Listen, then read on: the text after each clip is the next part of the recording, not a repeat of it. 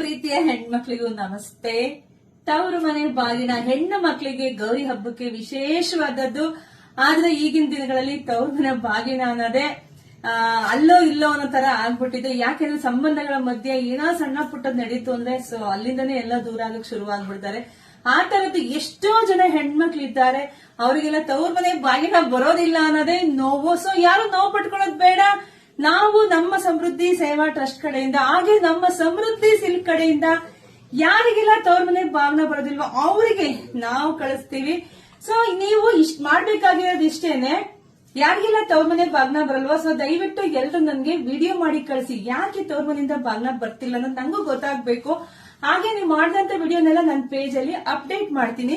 ಯಾಕೆ ಅಪ್ಡೇಟ್ ಮಾಡ್ತೀನಿ ಅಂದ್ರೆ, ನಾನು ಇಷ್ಟು ದೊಡ್ಡ ಮಟ್ಟಕ್ಕೆ 100, 200, 500, 1000 ಜನ ಆದ್ರೂ ಖಂಡಿತ ನಾನು ಕೊಡ್ತೀನಿ ಅಂತ ಹೇಳಿದ್ಮೇಲೆ ಆ ಮಾತು ನಾನು ಉಳಿಸ್ಕೊಳ್ಳೇಬೇಕು.